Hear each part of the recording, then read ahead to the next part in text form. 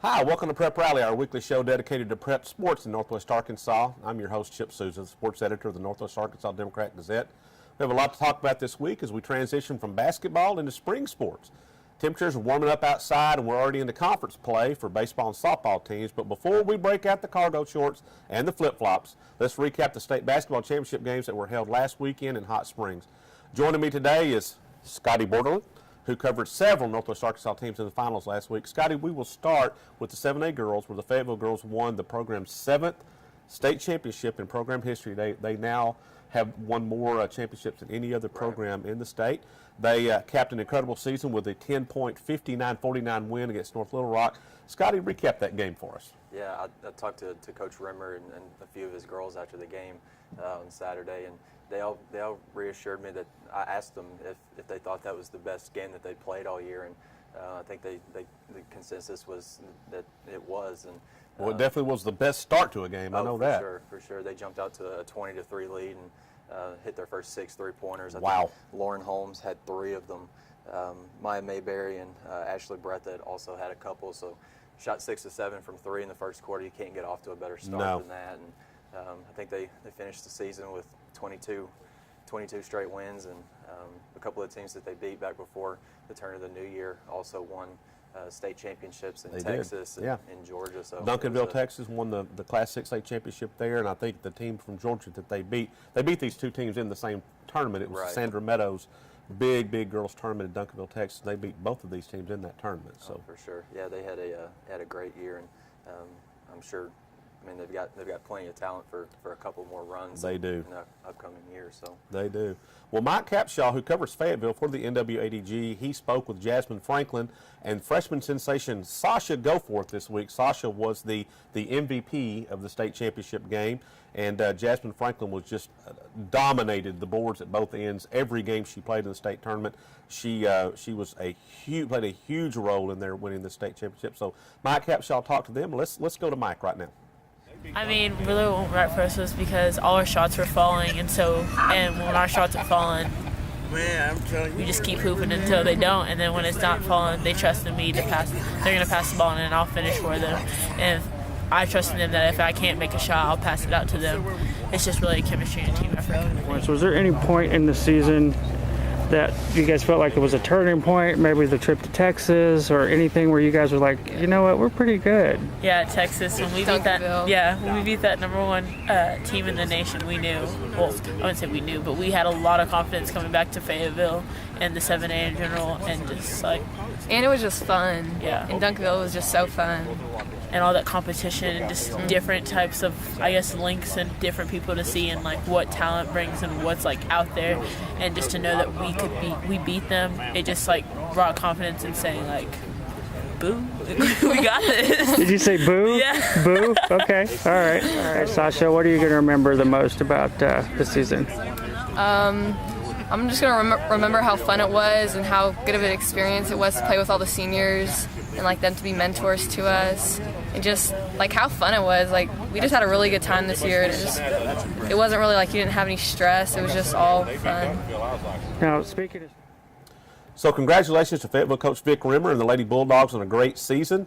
Like you mentioned, Scotty, they got a lot of talent coming back next year, and it would not be a big surprise for us to be back here again, next year in March talking about a repeat. Not at all.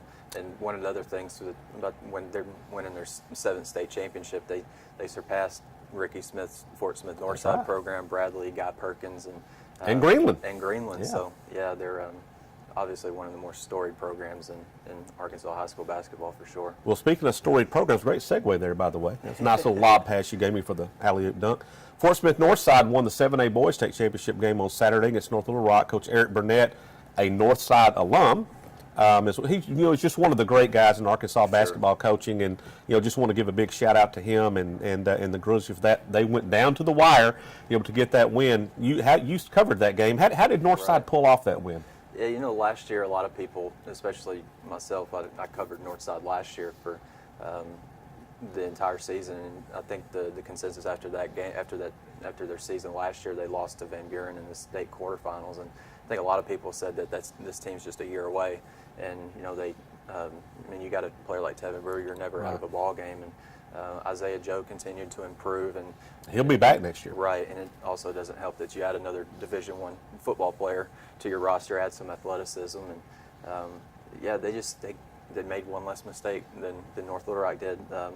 North Little Rock, I think, turned the ball over 18 times. Northside turned it over 14, and that 18th turnover for Northside was costly. Tevin Brewer he left his man and came up from the backside and took the ball away and made an unbelievable. He did. Made an unbelievable save. Crashed into the scores table. Going out of bounds. Kind of scuffed his shoulder up a little bit, but he didn't mind it at all. So yeah, Tevin Brewer led him with 18 points. Isaiah Joe had 20.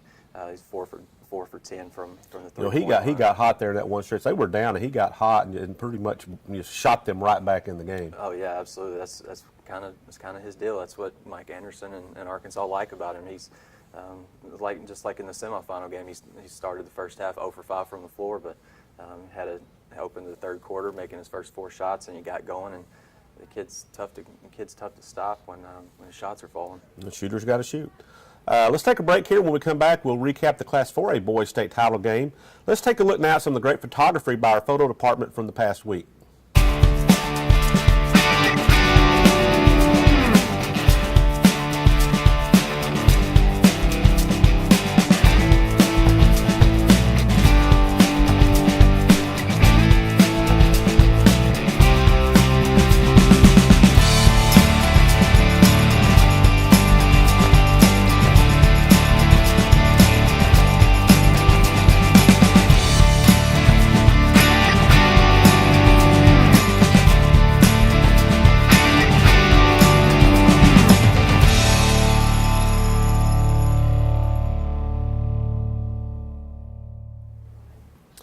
The Pea Ridge Blackhawks made the school's first ever state finals appearance, and although they came up a little short to Baptist Prep, the Blackhawks were raining in three-pointers during that game. Scotty, you covered it for the NWADG. Kind of recap that one for us.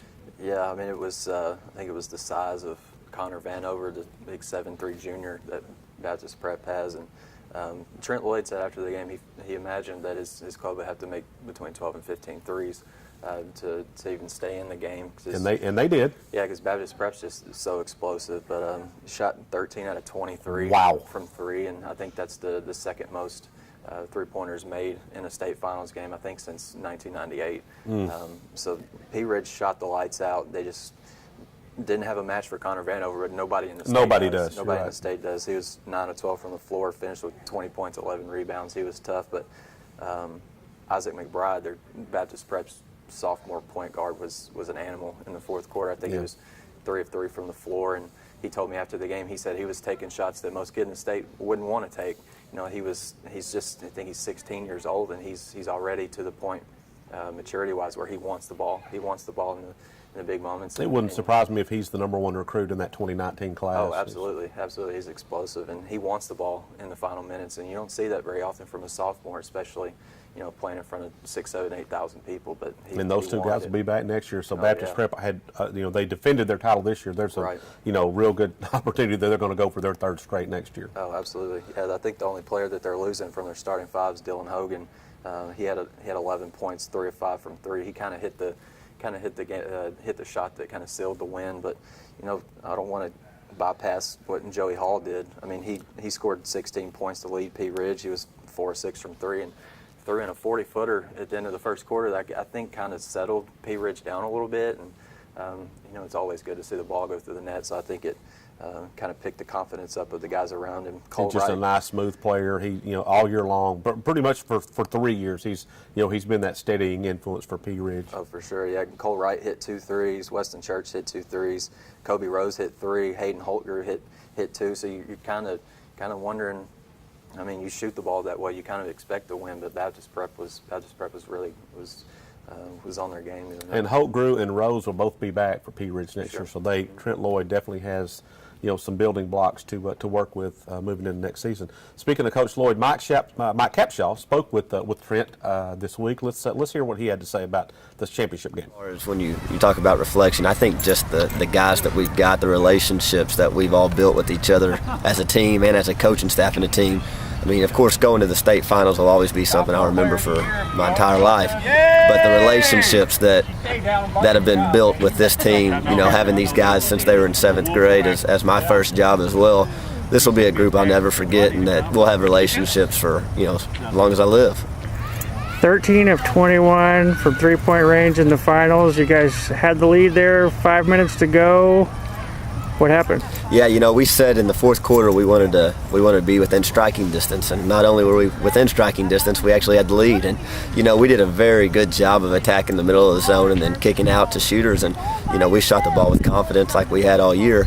And you know, it's one of those deals that a couple plays here or there down the stretch didn't go our way that we needed them to, and they hit some good shots. McBride hit some clutch shots. Vanover finished.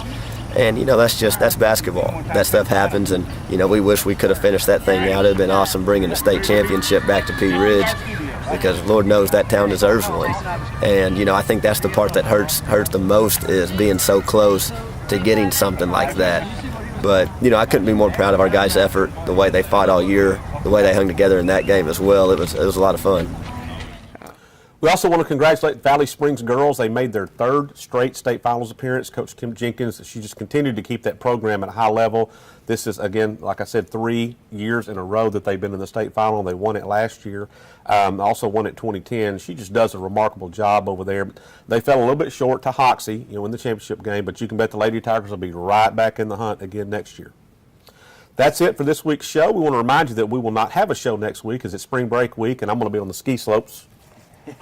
Not really. I'm going to be wearing cargo shorts and flip-flops, so you can count on that. But we will return the following week to carry you through the rest of the school year with more spring sports.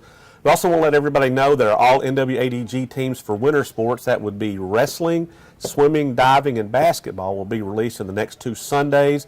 The swimming and wrestling athletes will be honored this Sunday on the 19th. Basketball teams will be released the following week on the 26th, so be sure and pick up copies of those. Again, thanks for watching Prep Rally, and we'll see you next time.